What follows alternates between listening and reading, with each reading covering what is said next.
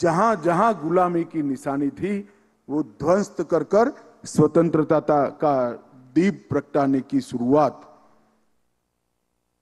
श्रीमंत बाजीराव ने की और सफल भी हुए।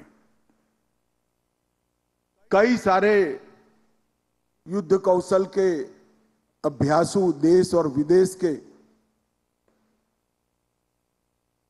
सेनानियों ने उनके युद्ध कौशल के लिए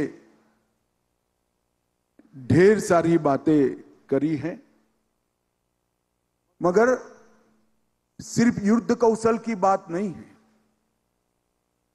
जैसा मैंने कहा, बुंदेलखंड तक, गुजरात तक, तंजावुर तक, मध्य प्रदेश तक, ये सारी स्थान से स्वराज की लौ जलाने के बाद वहां पर इंदौर में होलकर, ग्वालियर में सिंधिया, धार में पवार, बड़ौदा में गायकवाड़, गोविंद पंत को बुंदेलखंड में, हर जगह चिमना जी का सहयोग लेकर प्रशासन को भी प्रस्थापित करने का काम किया और एक लंबे समय तक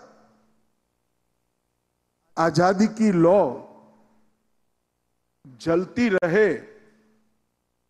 इस प्रकार का काम उन्होंने किया।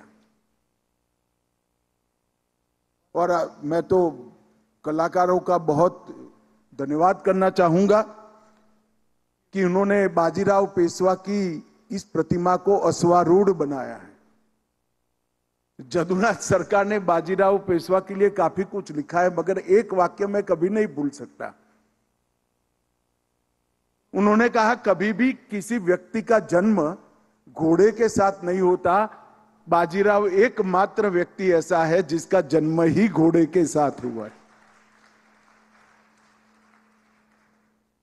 पूरा 20 साल का कालखंड उनको घोड़े से नीचे उतरते हुए किसी ने नहीं देखा है।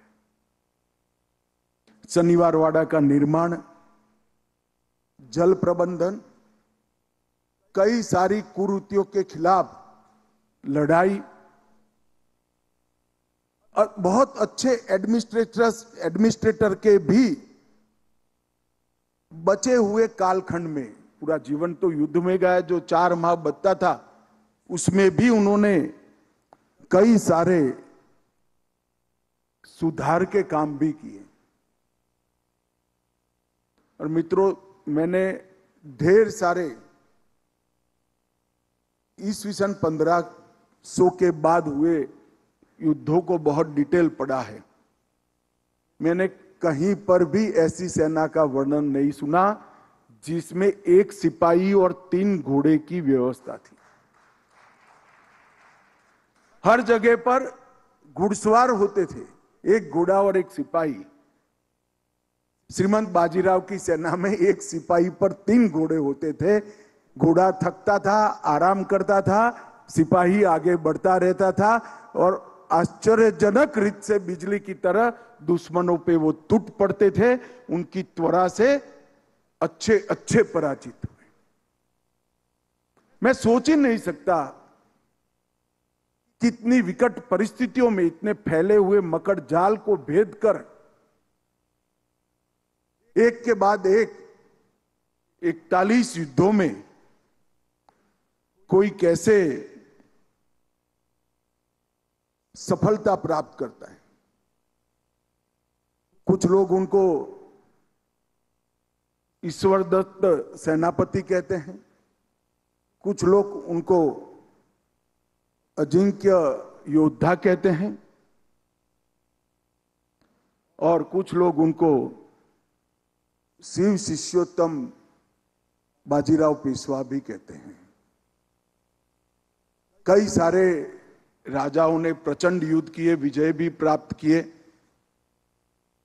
मगर बाजीराव पेशवा के सभी युद्धों में एक बात विशेष थी, वो अपने लिए नहीं लड़ रहे थे, वो देश के और स्वराज के लिए लड़ रहे थे, क्योंकि वो तो पंत प्रधान थे।